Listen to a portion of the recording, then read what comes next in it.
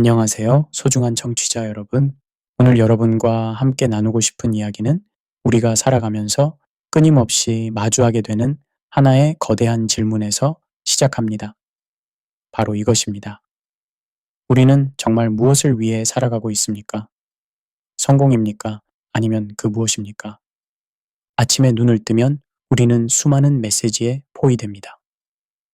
소셜미디어를 켜면 누군가의 승진 소식이, 누군가의 사업 성공담이, 누군가의 화려한 삶이 우리를 압도합니다.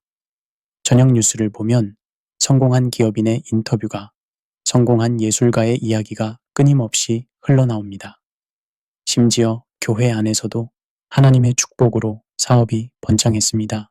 기도했더니 시험에 합격했습니다. 라는 간증들이 신앙의 증거처럼 제시됩니다. 그런데 이 모든 것을 보면서 문득 이런 생각이 듭니다. 우리는 언제부터 성공을 신앙의 척도로 삼게 되었을까? 언제부터 하나님의 기쁨이 우리의 성취와 동일시되기 시작했을까? 그리고 정말로 하나님은 우리의 성공을 보고 기뻐하실까? 오늘 우리가 함께 탐구할 주제는 바로 이것입니다. 왜 하나님은 인간의 성공보다 순종을 더 기뻐하시는가? 이 질문은 단순해 보이지만 사실 우리 신앙의 본질을 건드리는 근본적인 물음입니다. 제1장 성공이라는 현대의 우상. 우리는 성공이라는 단어를 너무나 자연스럽게 사용합니다. 그런데 잠시 멈춰서서 생각해 봅시다. 성공이란 무엇입니까? 누가 그 기준을 정했습니까? 20세기의 저명한 사회학자 막스 베버는 그의 고전적 저작 프로테스탄트 윤리와 자본주의 정신에서 흥미로운 관찰을 제시합니다. 그는 근대 자본주의 사회가 어떻게 성공이라는 개념을 재정의했는지 추적합니다. 중세시대까지만 해도 성공은 영적인 완성, 덕의 실현, 공동체에 대한 기여 같은 것들로 이해되었습니다. 그러나 산업혁명 이후 특히 자본주의 경제체제가 확립되면서 성공의 의미는 점차 물질적 성취, 사회적 지위 상승, 경제적 부의 축적으로 좁혀지기 시작했습니다. 베버가 지적한 아이러니는 이것입니다. 초기 프로테스탄트들은 세속적 직업에서의 성실함을 하나님께 대한 순종의 표현으로 이해했습니다. 일을 열심히 하는 것은 하나님이 주신 소명을 충실히 이행하는 것이었습니다. 그러나 시간이 흐르면서 이 순종의 정신은 사라지고 일의 결과물인 부와 성취만이 남게 되었습니다. 수단이었던 것이 목적이 되어버린 것입니다. 여러분의 삶을 한번 돌아보십시오. 우리는 어떤 기준으로 우리 자신을 평가합니까? 아침에 거울을 보면서 나는 오늘 하나님께 순종했는가? 라고 묻습니까? 아니면 나는 오늘 무엇을 성취했는가? 라고 묻습니까? 한 해를 마무리하면서 나는 올해 하나님의 뜻에 얼마나 충실했는가를 돌아봅니까? 아니면 나는 올해 얼마나 많은 것을 이루었는가를 점검합니까? 더 심각한 문제는 이 세속적 성공 담론이 교회 안으로 깊숙이 침투했다는 사실입니다. 현대 신학자 미로슬라브 볼프는 그의 저서 노동의 미래에서 이렇게 경고합니다. 교회가 세상의 성공 개념을 비판 없이 받아들일 때 복음의 본질은 왜곡되고 하나님의 나라는 세속의 논리로 대체됩니다. 실제로 우리 주변을 보십시오. 교회에서 누가 존경받습니까? 누가 간증대에 서게 됩니까? 대개는 성공한 사람들입니다. 사업에 성공한 기업인, 명문대에 합격한 학생, 승진한 직장인, 병이 치유된 환자. 물론 이런 일들에 하나님의 은혜가 함께 했을 수 있습니다. 그러나 문제는 우리가 이것을 신앙의 증거로 제시한다는 점입니다. 그렇다면 묻고 싶습니다. 사업에 실패한 성도는 하나님의 은혜를 받지 못한 것입니까? 시험에 떨어진 학생은 기도가 부족한 것입니까? 병이 낫지 않은 사람은 믿음이 약한 것입니까? 우리는 알게 모르게 성공을 축복의 증거로, 실패를 신앙의 부족함으로 해석하는 위험한 신학을 만들어내고 있지는 않습니까? 심리학자 아브라함 메슬로는 인간의 욕구 단계 이론을 통해 흥미로운 통찰을 제공합니다. 그는 인간이 기본적인 생리적 욕구와 안전의 욕구를 충족한 후 소속감, 존중, 자아실현의 욕구를 추구한다고 말합니다. 그런데 현대사회에서 이 존중과 자아실현은 대부분 성공이라는 형태로 표현됩니다. 다시 말해, 우리가 성공을 갈망하는 이유는 단순히 물질적 풍요를 원해서만이 아닙니다. 우리는 성공을 통해 인정받고 싶어 합니다. 우리는 성공을 통해 자신의 존재 가치를 증명하고 싶어 합니다. 우리는 성공을 통해 나는 괜찮은 사람이다. 나는 가치 있는 존재다. 라고 스스로에게 말하고 싶어 합니다. 여기에 더 깊은 심리학적 메커니즘이 작동합니다. 정신분석학자 카렌 호나이가 말한 이상화된 자기 이미지입니다. 우리는 자신이 되고 싶은 이상적인 모습을 마음속에 그립니다. 그리고 그 이미지와 현실의 자기 사이의 간극을 메우기 위해 끊임없이 성취를 추구합니다. 성공은 그 간극을 좁히는 수단이 됩니다. 그러나 여기에 함정이 있습니다. 이 이상화된 자기 이미지는 대부분 사회가 주입한 것이지 진정한 자기 자신이 아닙니다. 우리는 자신이 진정으로 원하는 것이 아니라 사회가 성공이라고 규정한 것을 쫓고 있는지도 모릅니다. 구체적인 예를 들어봅시다. 한 청년이 있습니다. 그는 교회에서 자랐고 신앙생활을 성실히 해왔습니다. 그런데 대학 입시를 준비하면서 그의 기도 제목은 점차 변합니다. 처음에는 하나님, 제가 하나님의 뜻을 알게 해주세요. 였던 것이 하나님, 제가 좋은 대학에 합격하게 해주세요. 로 바뀝니다. 그리고 마침내 하나님, 제가 서울대에 꼭 합격하게 해주세요. 가 됩니다. 무엇이 변했습니까? 하나님의 뜻을 구하던 기도가 자신의 성공을 구하는 기도로 바뀐 것입니다. 물론 좋은 대학에 가는 것이 나쁜 것은 아닙니다. 그러나 문제는 그것이 하나님의 뜻과 동일시될 때입니다. 서울대에 합격하는 것이 곧 하나님의 축복이고, 그렇지 못하면 뭔가 잘못되었다고 생각하는 순간 우리는 성공을 우상으로 만들어버린 것입니다. 또 다른 예를 들어봅시다. 한 중년의 성도가 있습니다. 그는 20년간 한 회사에서 성실히 일했습니다. 그러나 승진해서 번번이 밀려납니다. 그는 교회에 나와 기도합니다. 하나님, 왜 제게는 승진의 기회가 오지 않습니까? 저보다 덜 열심히 일하는 동료들이 먼저 승진합니다. 이것이 공평합니까? 그의 고통은 진실합니다.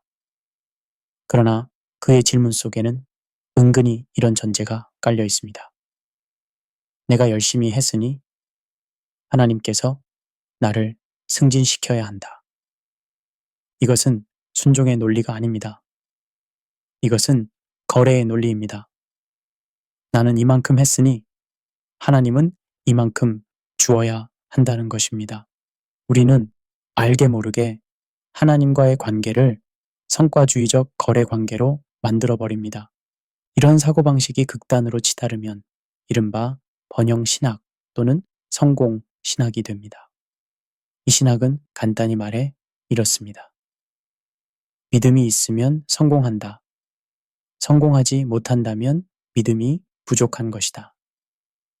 신학자 하비 콕스는 그의 책 시장이라는 신에서 이렇게 비판합니다. 번영 신학은 복음을 자본주의 논리로 재해석한 것이다.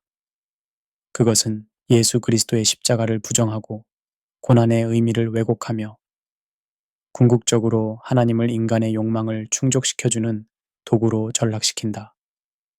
실제로 번영신학은 성경의 수많은 본문들과 정면으로 충돌합니다. 욥은 성공했습니까? 예레미야는 성공했습니까? 사도 바울은 성공했습니까? 무엇보다 예수님은 성공했습니까? 세상의 기준으로 보면 그들은 모두 실패자입니다. 그러나 하나님의 기준으로 보면 그들은 모두 충성된 종들입니다. 제2장 성경이 말하는 순종의 의미. 이제 성경으로 돌아가 봅시다. 사무엘상 15장 22절은 오늘 우리가 다루는 주제의 핵심을 담고 있습니다. 순종이 제사보다 낫고 듣는 것이 수양의 기름보다 나으니. 이 말씀의 배경을 살펴봅시다. 하나님은 사울에게 아말렉을 완전히 진멸하라고 명령하셨습니다. 그러나 사울은 아말렉 왕 아각과 가축 중 좋은 것들을 남겨두었습니다. 사무엘이 이를 추궁하자 사울은 이렇게 변명합니다. 백성이 가장 좋은 것을 남긴 것은 하나님께 제사를 드리기 위함입니다. 얼핏 들으면 그럴듯한 변명입니다. 하나님께 더 좋은 제사를 드리려고 한 것이 아닙니까? 그러나 사무엘의 대답은 단호합니다. 순종이 제사보다 낫다. 이 장면은 우리에게 무엇을 말해줍니까? 하나님은 결과물, 즉 화려한 제사보다 과정, 즉 말씀에 대한 순종을 더 중요하게 보신다는 것입니다. 사울은 결과적으로 하나님께 제사를 드렸지만 그 과정에서 하나님의 명령을 어겼습니다. 그는 자신의 판단으로 하나님의 명령을 수정했습니다. 이것이 불순종입니다. 구약학자 월터 브루그만은 이 본문을 해석하면서 관계적 충성이라는 개념을 강조합니다. 그는 말합니다. 하나님과 이스라엘의 관계는 단순한 거래 관계가 아니라 언약 관계입니다. 언약 관계에서 중요한 것은 결과물이 아니라 관계 자체의 충실성입니다. 생각해 봅시다. 여러분이 사랑하는 사람과의 관계를 떠올려 보십시오. 배우자, 자녀, 친구. 그 관계에서 중요한 것은 무엇입니까? 여러분이 그들을 위해 무엇을 성취하느냐입니까?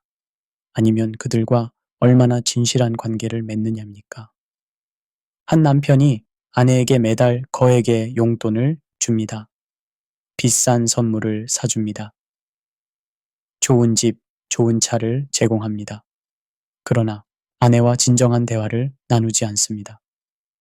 아내의 마음을 이해하려 하지 않습니다. 아내가 원하는 것이 아니라 자기가 주고 싶은 것만 줍니다. 이것이 사랑입니까? 하나님과의 관계도 마찬가지입니다.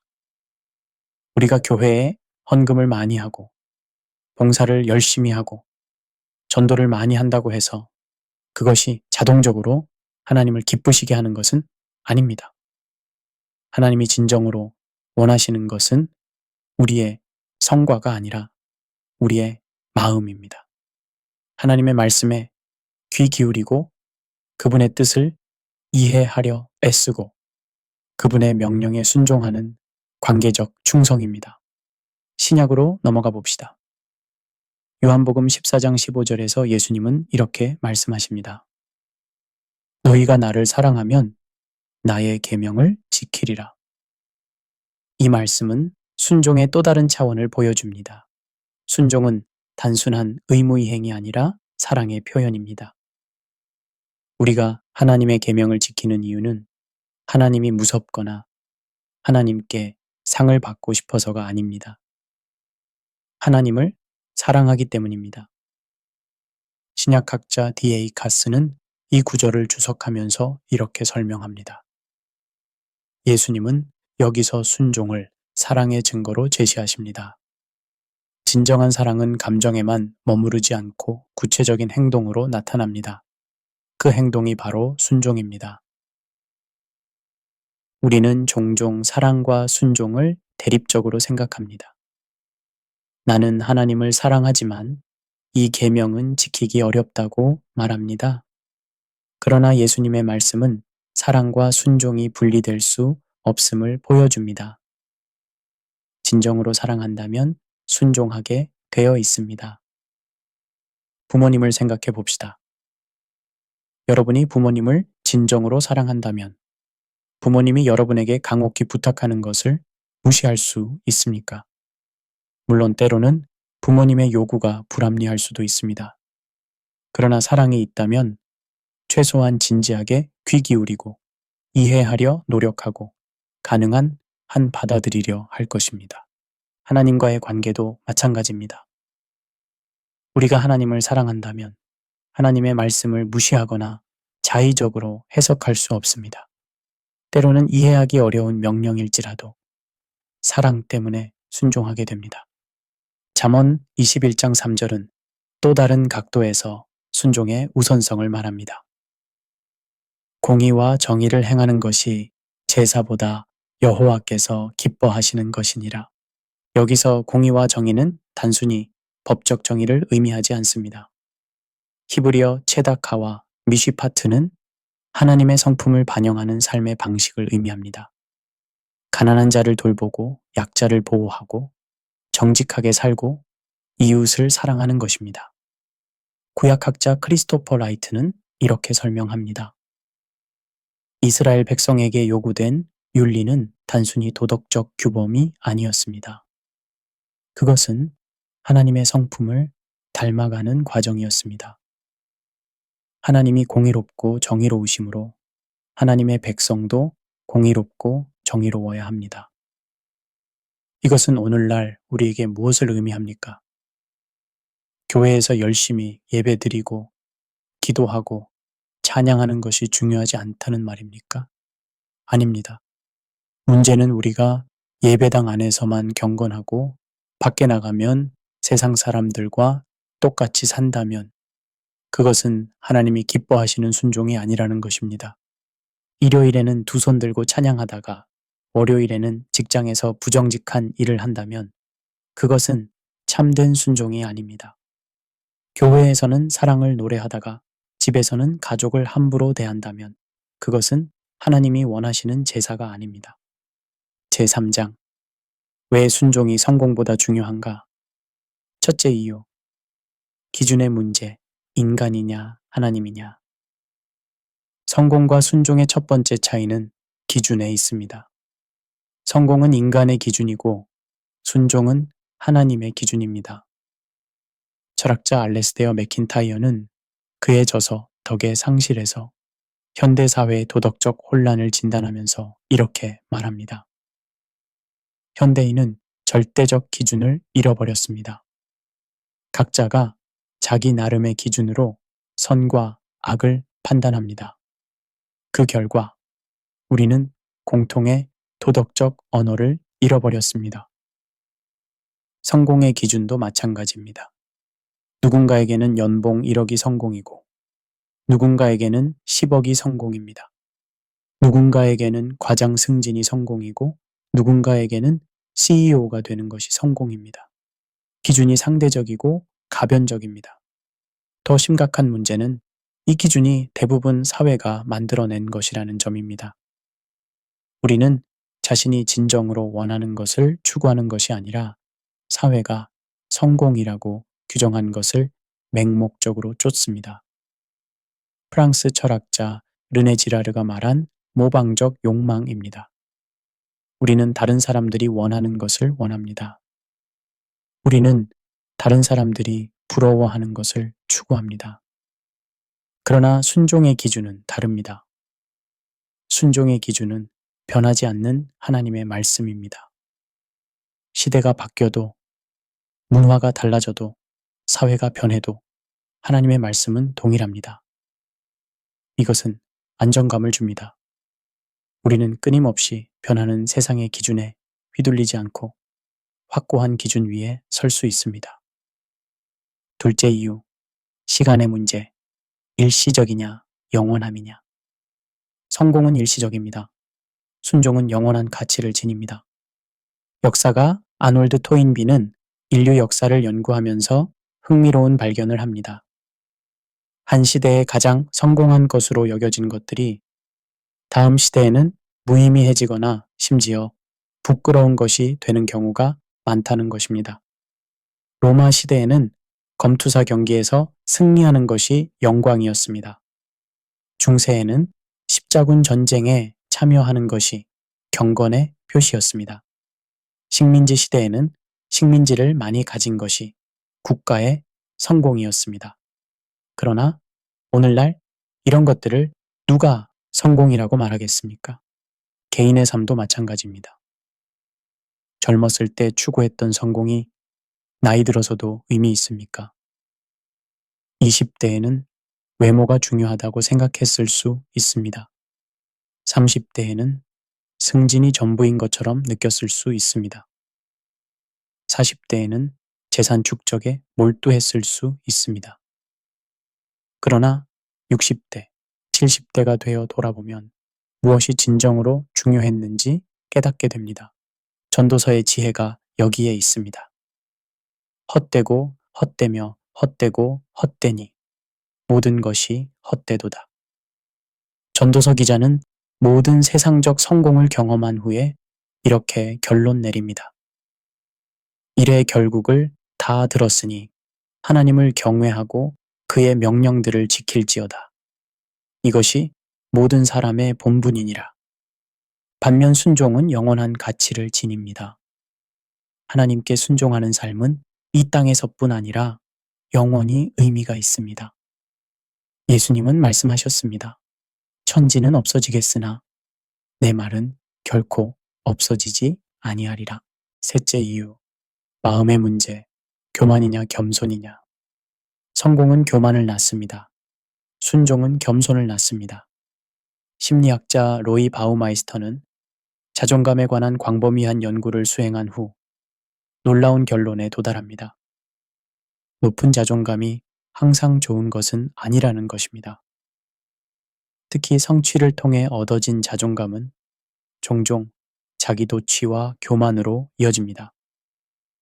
성공한 사람들은 자신의 성공을 자기 능력의 결과로 돌리는 경향이 있습니다. 이것을 심리학에서는 자기 귀인 편향이라고 부릅니다. 성경은 이 위험성을 일찍이 경고했습니다. 신명기 8장 17절에서 하나님은 이스라엘 백성에게 이렇게 경고하십니다.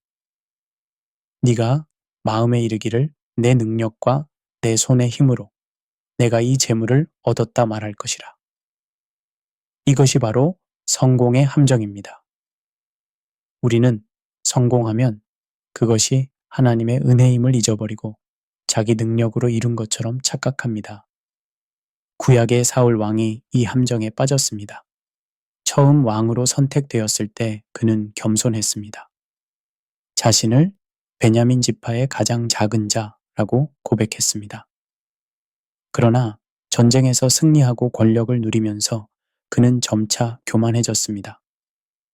결국 하나님의 명령보다 자신의 판단을 우선시하게 되었고 왕위를 잃었습니다.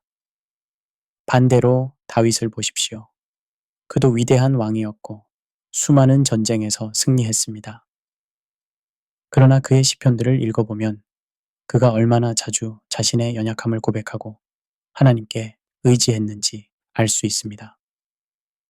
여호와는 나의 목자시니 내게 부족함이 없으리로다. 이것은 겸손한 순종의 고백입니다. 순종은 우리를 낮은 자리로 인도합니다. 순종한다는 것은 내가 모든 것을 알지 못한다는 것을 인정하는 것입니다. 내 판단보다 하나님의 지혜가 더 높다는 것을 인정하는 것입니다. 내 힘으로는 안 된다는 것을 인정하고 하나님께 의지하는 것입니다. 이런 겸손한 자세가 진정한 영적 성숙으로 이어집니다.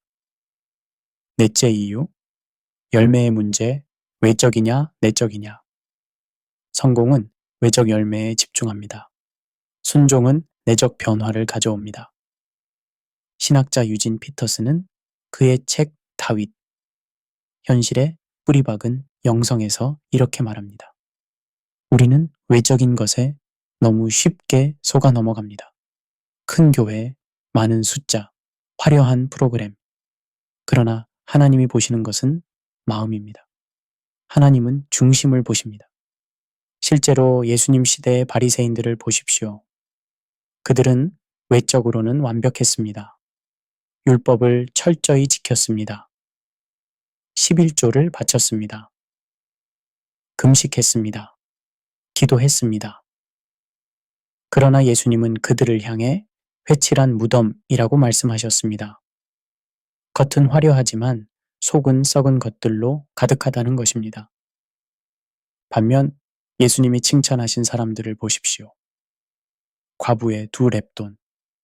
금액으로는 아주 작았지만 예수님은 그것이 모든 헌금보다 크다고 하셨습니다. 왜입니까? 그녀의 마음을 보셨기 때문입니다. 겨자씨만한 믿음. 크기는 작지만 그것이 산을 옮길 수 있다고 하셨습니다.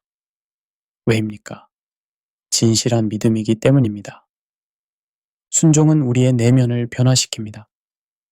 성령의 열매를 맺게 합니다. 사랑, 희락, 화평, 오래 참음, 자비, 양선, 충성, 온유, 절제. 이것들은 외적 성취로 얻어지는 것이 아닙니다. 하나님께 순종하는 삶의 과정에서 자연스럽게 자라나는 것입니다. 현대 사회학자 로버트 벨라는 미국 사회를 연구하면서 표현적 개인주의라는 개념을 제시합니다. 현대인들은 자신을 표현하고 자신의 성취를 과시하는데 집중한다는 것입니다. 소셜미디어 시대는 이것을 극대화했습니다. 우리는 끊임없이 자신의 성공을 전시합니다. 그러나 진정한 인격의 성숙, 내면의 깊이는 외적으로 과시되는 것이 아닙니다. 제4장 순종의 구체적 모델들. 아브라함을 생각해 봅시다. 그는 세상적 기준으로 보면 결코 성공한 사람이 아니었습니다. 75세의 고향을 떠나 어디로 가는지도 모르는 여행을 시작했습니다. 약속받은 땅에 도착했지만 정작 소유한 땅은 무덤 한 곳뿐이었습니다. 아들을 얻었지만 그 아들을 제물로 바치라는 명령을 받았습니다. 그러나 히브리서는 아브라함을 믿음의 조상이라 부릅니다. 왜입니까? 그가 많은 것을 성취해서가 아닙니다. 그가 하나님의 약속을 믿고 순종했기 때문입니다. 특히 이삭을 번제로 드리는 장면을 보십시오. 창세기 22장. 상식적으로 이해할 수 없는 명령입니다. 하나님은 아브라함에게 이삭을 통해 큰 민족을 이루겠다고 약속하셨습니다. 그런데 이제 그 이삭을 죽이라고 하십니다. 모순입니다. 이해되지 않습니다. 그러나 아브라함은 순종합니다. 신학자 쇠렌 키에르케고르는 그에 져서 두려움과 떨림에서 이 사건을 깊이 묵상합니다. 키에르케고르는 아브라함의 순종을 믿음의 도약이라고 부릅니다. 이성으로는 설명할 수 없지만 하나님을 신뢰하기에 순종하는 것입니다. 우리 삶에도 이런 순간들이 있지 않습니까? 하나님의 인도하심이 우리의 계획과 맞지 않을 때, 하나님의 명령이 우리의 이해를 넘어설 때, 그때 우리는 어떻게 반응합니까? 하나님, 이것은 말이 안 됩니다. 제 방식이 더 합리적입니다. 라고 말합니까? 아니면 아브라함처럼 하나님은 모든 것을 아십니다. 제가 이해하지 못해도 하나님을 신뢰합니다. 라고 고백합니까? 모세는 또 다른 순종의 모델을 보여줍니다. 민수기 12장 3절은 모세를 온유함이 지면의 모든 사람보다 더한 자라고 묘사합니다. 모세는 이집트 왕궁에서 자랐습니다. 최고의 교육을 받았습니다. 그는 능력 있는 사람이었습니다. 그러나 하나님은 그를 40년간 광야로 보내셨습니다. 목자가 되어 양을 치게 하셨습니다. 왜입니까? 그의 교만을 깨뜨리고 겸손을 배우게 하시기 위함이었습니다. 80세에 하나님은 모세를 부르십니다. 이스라엘을 구원하라고. 그러나 이때 모세는 더 이상 자신만만하지 않습니다. 오히려 저는 말을 잘 못합니다. 다른 사람을 보내십시오라고 말합니다. 겸손을 배운 것입니다. 그 후 40년간 광야에서 백성을 인도하면서 모세는 수없이 많은 어려움을 겪습니다. 백성들의 불평, 반역, 우상숭배. 그러나 모세는 끝까지 하나님께 순종합니다. 심지어 약속의 땅에 들어가지 못한다는 하나님의 선고를 받고도 불평하지 않습니다. 모세의 삶은 우리에게 무엇을 가르칩니까? 진정한 리더십은 성취에 있지 않고 순종에 있다는 것입니다. 모세는 많은 것을 이루었지만 그의 위대함은 그가 이룬 것이 아니라 그가 하나님께 충성했다는 데 있습니다. 다니엘은 바벨론 제국에서 높은 지위에 올랐습니다. 세상적 기준으로 보면 그는 성공한 사람입니다. 그러나 그의 성공은 타협의 결과가 아니었습니다. 오히려 원칙을 지킨 결과였습니다. 다니엘 1장을 보면 다니엘은 왕의 음식을 거부합니다. 그 음식이 우상에게 바쳐진 것이기 때문입니다. 이것은 위험한 선택입니다. 왕의 호의를 거절하는 것이니까. 그러나 다니엘은 하나님의 원칙을 타협하지 않습니다. 다니엘 6장에서는 더 극적인 상황이 펼쳐집니다. 왕의 칙령이 내려집니다. 30일간 왕 외에 다른 신에게 기도하는 자는 사자굴에 던져진다는 것입니다. 다니엘은 어떻게 합니까? 집에 가서 창문을 열고 예루살렘을 향해 무릎 꿇고 기도합니다. 평소처럼 하루 3번. 이것은 어리석은 선택처럼 보입니다. 30일만 참으면 됩니다. 아니면 몰래 기도하면 됩니다. 그러나 다니엘은 타협하지 않습니다. 그 결과 사자굴에 던져지지만 하나님이 그를 구원하십니다. 현대 윤리학자 스탠리 하우어워스는 이렇게 말합니다. 기독교 윤리는 결과주의가 아닙니다. 좋은 결과를 얻기 위해 수단을 정당화하지 않습니다. 기독교 윤리는 성품 윤리입니다. 어떤 상황에서도 변하지 않는 원칙을 지키는 것입니다. 다니엘의 삶이 우리에게 주는 교훈이 바로 이것입니다. 진정한 성공은 원칙을 타협해서 얻는 것이 아니라 원칙을 지키면서 하나님께 순종하는 것입니다. 그러나 순종의 궁극적 모델은 예수 그리스도이십니다. 빌립보서 2장 8절은 이렇게 말합니다. 사람의 모양으로 나타나사 자기를 낮추시고 죽기까지 복종하셨으니 곧 십자가에 죽으심이라. 예수님은 하나님의 아들이셨습니다. 그분은 영광의 보좌를 버리고 이 땅에 오셨습니다. 왜입니까? 아버지께 순종하시기 위해서입니다. 예수님의 전생에는 순종의 삶이었습니다. 특히 겟세마네 동산의 기도를 보십시오. 아버지여 만일 아버지의 뜻이거든 이 잔을 내게서 옮기시옵소서. 그러나 내 원대로 마시옵고 아버지의 원대로 되기를 원하나이다. 이것이 순종의 본질입니다.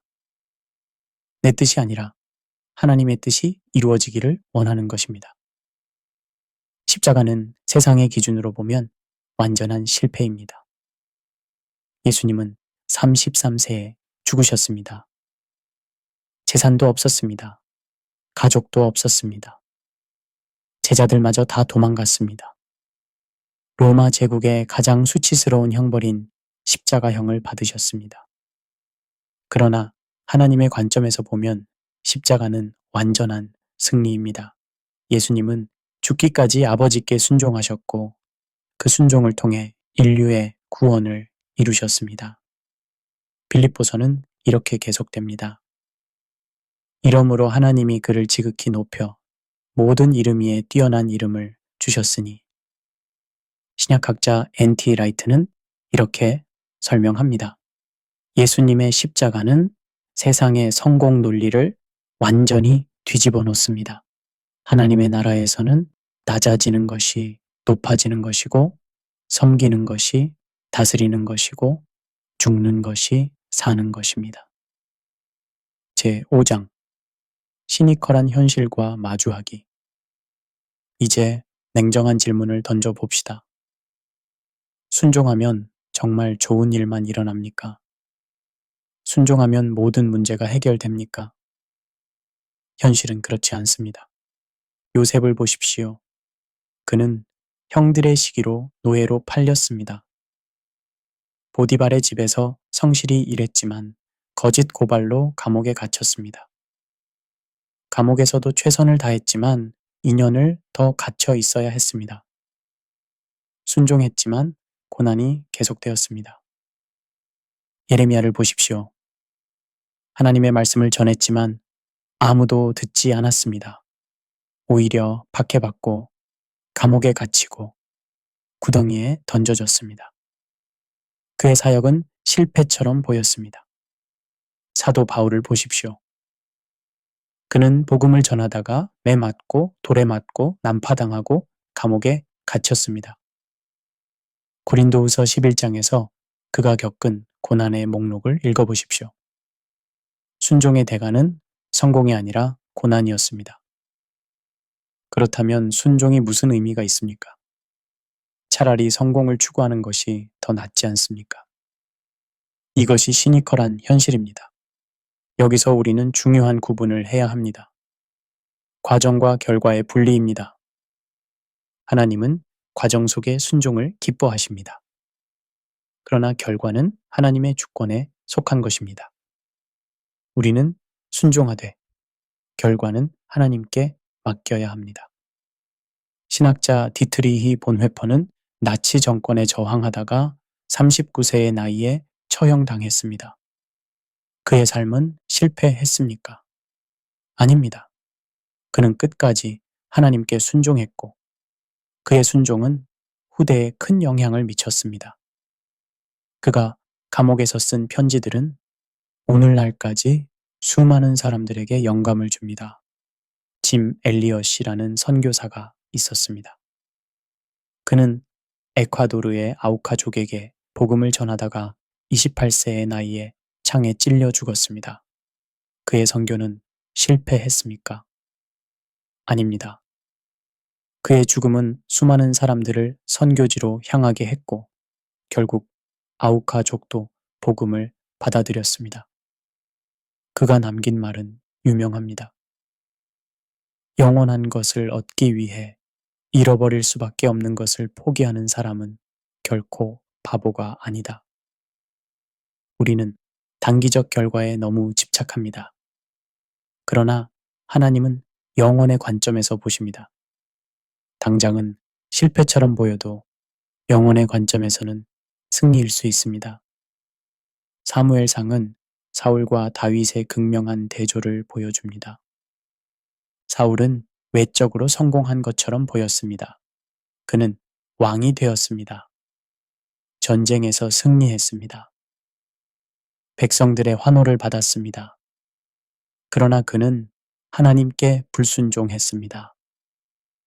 결국 그는 비참한 최후를 맞이했습니다. 다윗은 많은 실패를 경험했습니다. 사울에게 쫓겨 도망 다녔습니다. 간음죄를 범했습니다. 아들 압살롬의 반역으로 왕궁을 떠나야 했습니다. 그러나 그는 회개할 줄 알았고 하나님께 돌아올 줄 알았습니다. 하나님은 그를 내 마음에 합한 사람이라 부르셨습니다. 무엇이 차이를 만들었습니까? 외적 성공이 아닙니다. 하나님께 대한 마음의 자세입니다. 사울은 자기 의를 주장했지만 다윗은 자기 죄를 인정하고 하나님의 긍휼을 구했습니다. 다시 십자가로 돌아갑시다. 십자가는 모든 관점을 뒤집어 놓습니다. 제자들은 예수님이 십자가에 달리셨을 때 완전히 절망했습니다. 그들이 따르던 메시아가 죽은 것입니다. 모든 것이 끝난 것처럼 보였습니다. 그러나 3일 후 부활이 일어났습니다. 실패처럼 보였던 것이 실은 하나님의 완벽한 구원 계획이었습니다. 바울은 고린도전서 1장에서 이렇게 말합니다. 십자가의 도가 멸망하는 자들에게는 미련한 것이요 구원을 받는 우리에게는 하나님의 능력이라. 하나님의 어리석음이 사람보다 지혜롭고 하나님의 약하심이 사람보다 강하니라. 십자가는 우리에게 가르칩니다. 하나님의 방식은 세상의 방식과 다르다는 것을, 하나님이 보시는 성공은 우리가 생각하는 성공과 다르다는 것을, 하나님은 죽음을 통해 생명을 주시고 낮아짐을 통해 높이시고 약함을 통해 강하게 하십니다. 제6장 순종의 실천적 적용. 그렇다면 구체적으로 어떻게 순종하며 살 수 있습니까? 순종은 추상적인 개념이 아닙니다. 일상의 작은 선택들 속에서 실천되는 것입니다. 아침에 일어났을 때 먼저 무엇을 합니까? 스마트폰을 확인합니까? 아니면 하나님께 기도합니까? 이것도 순종의 문제입니다. 직장에서 부정한 일을 하라는 지시를 받았을 때 거절할 수 있습니까? 모두가 다 그렇게 합니다. 이렇게 하지 않으면 뒤처집니다. 라는 유혹 앞에서 하나님의 원칙을 지킬 수 있습니까?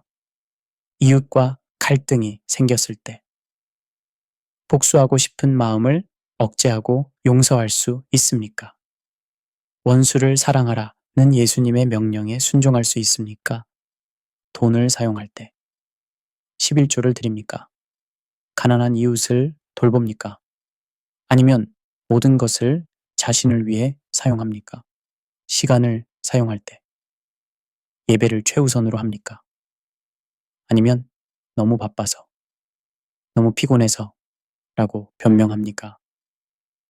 이 모든 작은 순간들이 순종을 연습하는 기회입니다. 그런데 여기서 한 가지 오해를 풀어야 합니다. 순종이 맹목적 복종을 의미하지는 않습니다. 하나님은 우리에게 지혜도 주셨습니다. 잠언은 끊임없이 지혜를 구하라고 말합니다. 지혜는 하나님의 뜻을 구체적 상황에 적용하는 능력입니다. 예를 들어 이웃을 사랑하라는 명령이 있습니다. 그런데 구체적으로 어떻게 사랑해야 합니까? 이것은 지혜의 문제입니다. 한 사람이 돈을 빌려달라고 합니다. 빌려주는 것이 사랑입니까? 때로는 그렇습니다. 그러나 만약 그 사람이 도박 중독자이고 빌려준 돈을 도박에 사용할 것이 분명하다면 어떻습니까? 이때는 빌려주지 않는 것이 진정한 사랑일 수 있습니다. 신학자 라인홀드 니버는 도덕적 인간과 비도덕적 사회에서 이렇게 말합니다.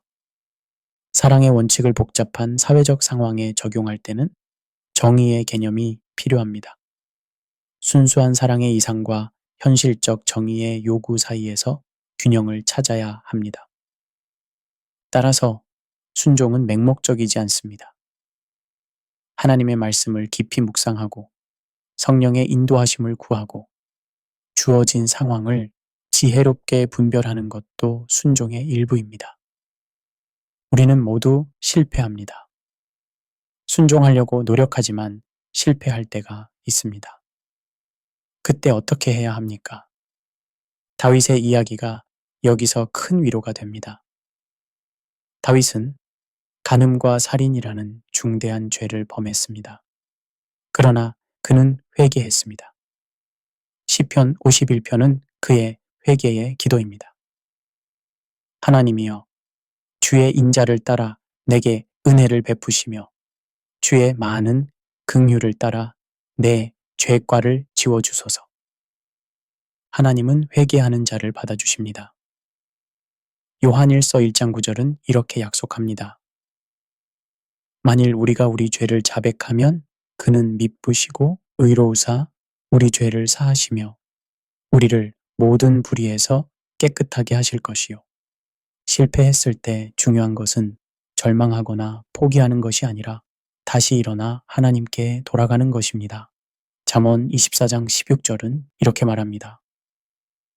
의인은 7번 넘어져도 다시 일어나거니와 순종은 완벽함이 아니라 방향입니다. 우리는 완벽하게 순종할 수 없습니다. 그러나 끊임없이 하나님을 향해 나아가는 것, 넘어져도 다시 일어나는 것, 이것이 진정한 순종입니다. 심리학자 캐롤 드웩은 성장 마인드셋이라는 개념을 제시합니다. 실패를 최종적인 것으로 보지 않고 성장의 기회로 보는 태도입니다. 영적 삶에도 이런 태도가 필요합니다. 우리는 실패를 통해 배우고 더 깊이 하나님을 의지하게 되고 더 겸손해집니다. 마지막으로 순종은 짐이 아니라 기쁨입니다. 시편 109편 전체가 이것을 노래합니다. 주의 법을 사랑하는 자에게는 큰 평안이 있으니 주의 말씀은 내 발의 등이요 내 길의 빛이니이다. 순종이 기쁨이라는 것이 모순처럼 들릴 수 있습니다. 순종은 자기를 부인하는 것인데 어떻게 기쁨이 될 수 있습니까? 그러나 이것이 복음의 역설입니다. 예수님은 말씀하셨습니다. 나의 멍에는 쉽고 나의 짐은 가벼우니라. 또한 내가 이것을 너희에게 이름은 내 기쁨이 너희 안에 있어 너희 기쁨을 충만하게 하려 함이라. 순종이 기쁨인 이유는 무엇입니까? 첫째, 순종할 때 우리는 하나님과의 올바른 관계 속에 있게 됩니다.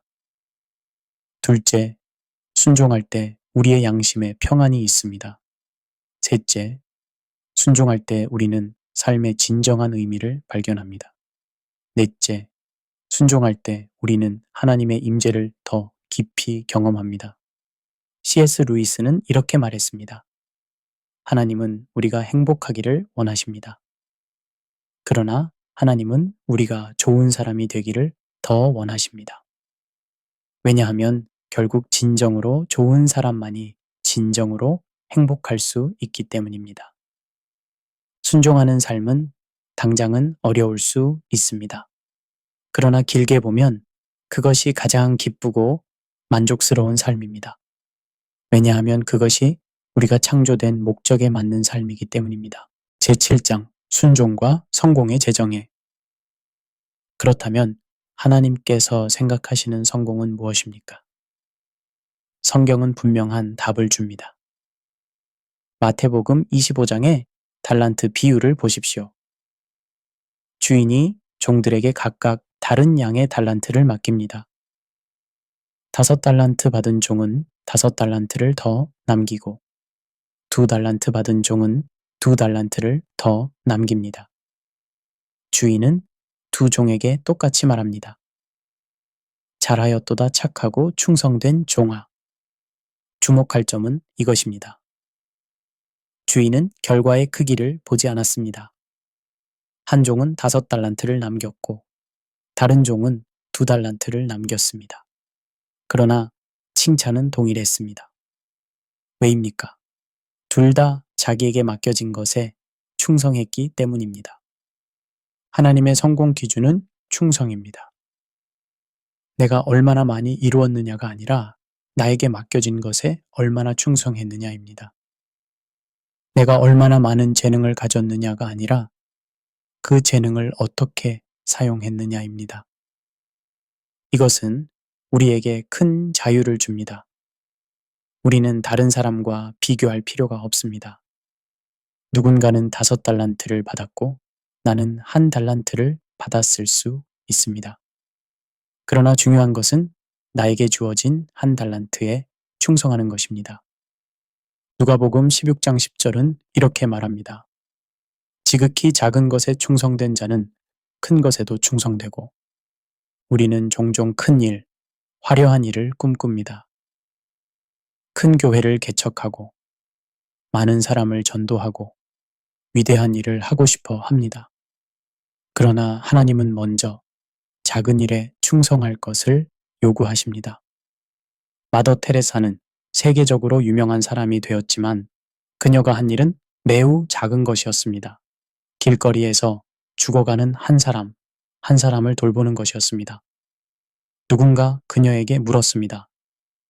당신은 전 세계의 가난을 해결할 수 없는데 왜 이런 작은 일을 합니까? 그녀는 대답했습니다.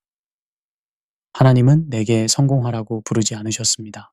충성하라고 부르셨습니다. 우리 앞에도 작은 일들이 있습니다. 매일 아침 기도하는 것, 성경을 읽는 것, 가족에게 친절하게 대하는 것, 직장에서 정직하게 일하는 것, 이웃에게 작은 친절을 베푸는 것, 이런 작은 일들에 충성하는 것이 하나님께는 큰 성공입니다. 마태복음 6장에서 예수님은 구제, 기도, 금식에 대해 말씀하시면서 반복적으로 이렇게 말씀하십니다. 은밀한 중에 보시는 네 아버지께서 갚으시리라. 진정한 순종은 사람들에게 보이기 위한 것이 아닙니다. 하나님 앞에서의 순종입니다.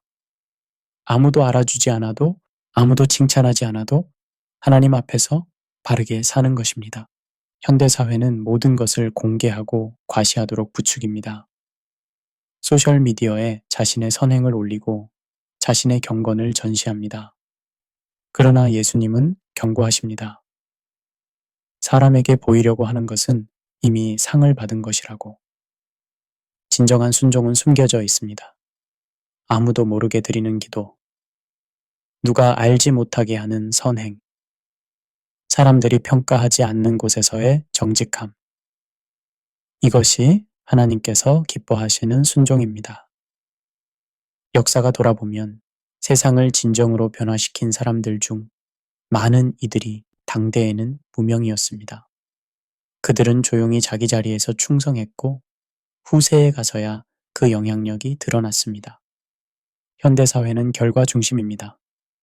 빨리 성과를 내고 빨리 성공하기를 원합니다. 그러나 하나님은 과정을 중시하십니다. 포도나무 비유를 생각해 봅시다. 요한복음 15장. 예수님은 내가 포도나무요, 너희는 가지라고 말씀하십니다. 그리고 내 안에 거하라고 하십니다. 포도나무의 가지가 열매를 맺기 위해 무엇을 합니까? 특별한 노력을 합니까? 아닙니다. 그저 나무에 붙어 있으면 됩니다.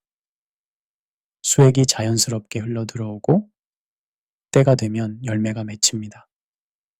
영적 삶도 마찬가지입니다. 우리가 해야 할 일은 예수님 안에 거하는 것입니다. 하나님과의 관계를 유지하는 것입니다. 말씀을 묵상하고 기도하고 순종하며 살아가는 것입니다. 그러면 열매는 자연스럽게 맺힙니다. 영성신학자 리처드 포스터는 이렇게 말합니다.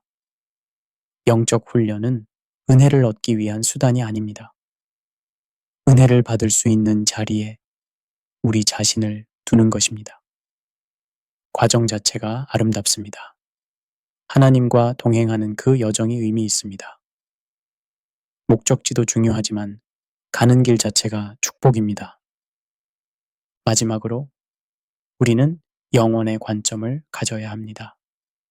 고린도후서 4장 17절과 18절은 이렇게 말합니다.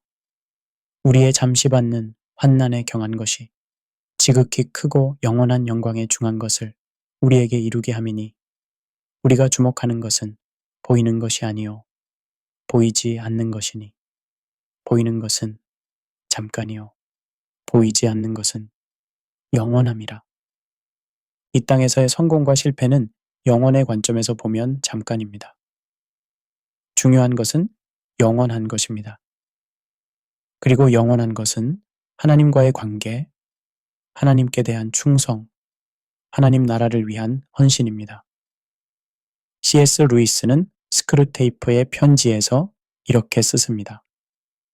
인간은 불멸의 존재입니다. 그들이 이 세상에서 어떻게 사느냐가 영혼을 결정합니다. 따라서 인간의 삶에서 가장 중요한 것은 영원한 것입니다. 우리가 이 땅에서 무엇을 이루든 무엇을 소유하든 그것은 죽을 때 다 남겨두고 가야 합니다. 그러나 우리가 하나님께 순종하며 산 삶, 그 충성과 헌신은 영원히 남습니다. 요한계시록 14장 13절은 이렇게 말합니다. 주 안에서 죽는 자들은 복이 있도다. 그들이 수고를 그치고 쉬리니 이는 그들의 행한 일이 따름이라. 에필로그. 오늘부터 시작하는 순종의 여정. 친애하는 여러분, 우리는 긴 여정을 함께 걸어왔습니다. 성공과 순종이라는 두 개의 길을 살펴보았습니다. 이제 결론을 내릴 때입니다. 첫째, 성공은 세상의 기준이고 순종은 하나님의 기준입니다. 세상은 결과를 보지만 하나님은 마음을 보십니다.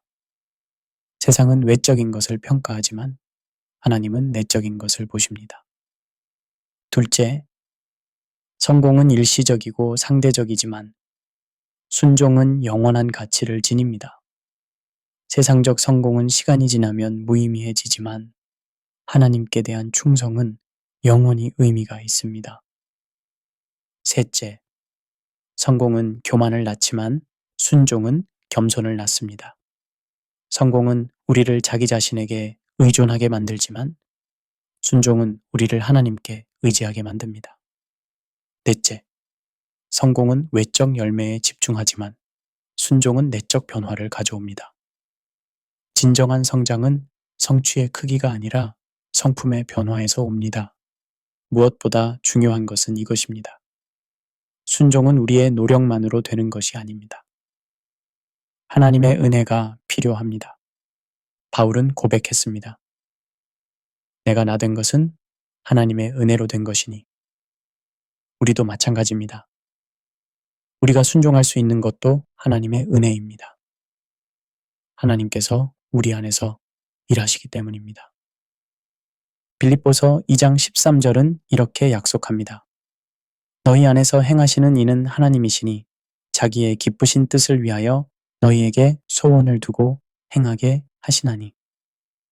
따라서 우리는 겸손히 하나님의 도우심을 구해야 합니다.